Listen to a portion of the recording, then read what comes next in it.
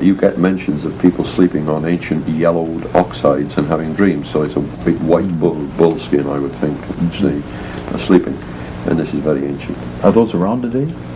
Well, the point is that in roughly 1070, when William the Conqueror had seized most of England and was moving north, Tancred, Tankerville? I think it's either Tancred, no, I think it's Tankerville, the Earl of Tankerville, one of his men, up in the Northumberland region near Durham, I think deliberately rather than accidentally, enclosed a large area with a 9-foot stone wall. 9 foot. 9 feet.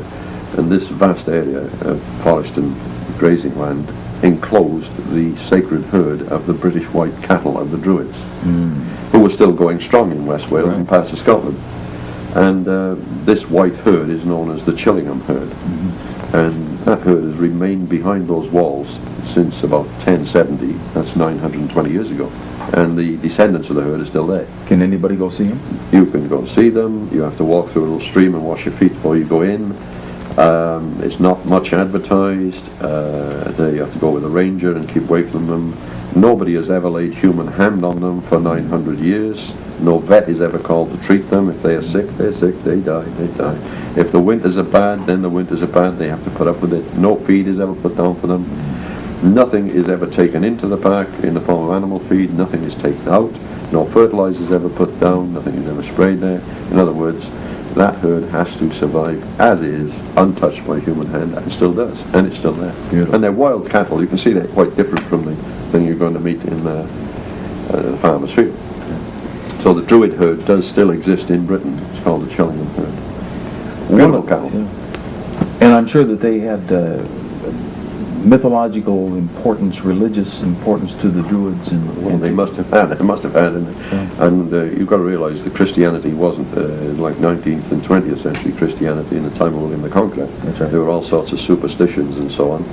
And you had Welsh Gnostic or British Gnostic Christianity still standing firm against Roman Catholicism, which was spreading like a virus across Europe. And you had the contentions that went on into the reign of King John and beyond, with John marrying a Gnostic Christian princess in Wales, the Pope saying it's an illegitimate marriage, enraging the Prince of North Wales, who then marries the son of John and the Queen of Lady of Glamorgan in South Wales, and Joanna is the daughter of John, marries Llewellyn the Great, and all this is illegitimate. You've got Henry I having a marriage affair with Nest in South Wales, and the result is a great man known as Robert the Consul, who was really the half-brother of Matilda, the Queen of England. And again, he's supposed to be illegitimate because he's Gnostic, not Catholic. See, if you're not a Catholic marriage, you're illegit, was the idea. Well, this Gnostic Christianity reached Britain in 36 AD. Then certainly would have been well established in place at the Nicene Council, which was what? Nicaea. Nicaea. 324, 25. Then they would have been represented there, is that They right? were. Yeah, they sent their bishops to the Council of Nicaea. But you've got to remember, Constantine the Great goes out of Britain with the British Army around 310 and starts his campaign, backed up by his mother, Helen, who is a British Christian queen. Right? And the father is Constantinus, the Emperor of the West. And you've got to remember, most of the emperors are British. And Constantine the Great, being British with his armies, wins battles. He won the famous Battle of the Milvian Bridge and seized Rome and killed off his enemies, Licinius and I think it's Maximianus or whatever.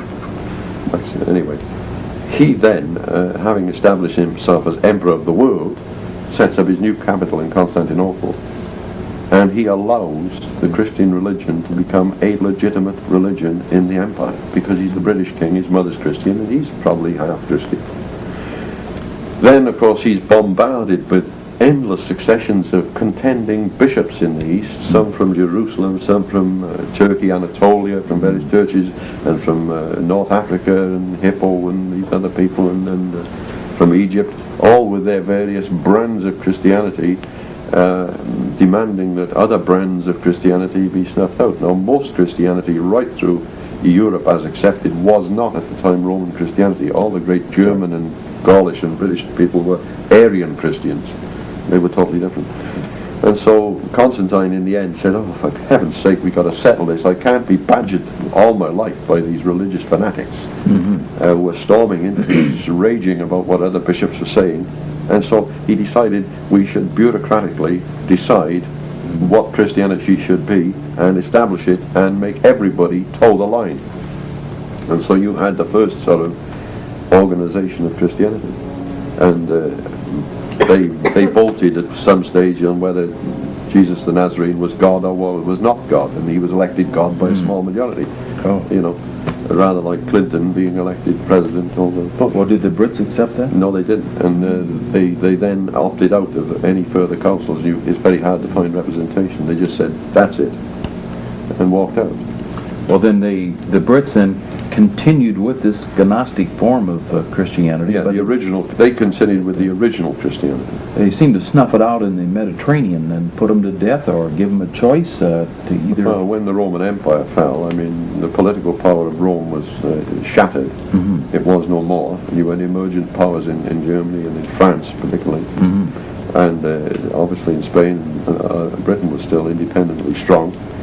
Didn't want to know, and the only way Rome could in any way exert influence, if it wanted to, was to do it through, they couldn't do it by force of arms, so they could do it by the blackmail of threat of religion, and saying, we've got the keys to heaven, and if you don't follow us, boy, you ain't going to be allowed in.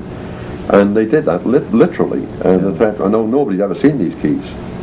I never seen them. And that was the way it was done, was to claim primacy. But the first bishop of Rome was Linus, who is provably a son of King Caradoc of Britain. Caradoc, son of Arch. And so how Peter gets into the act is hard to see.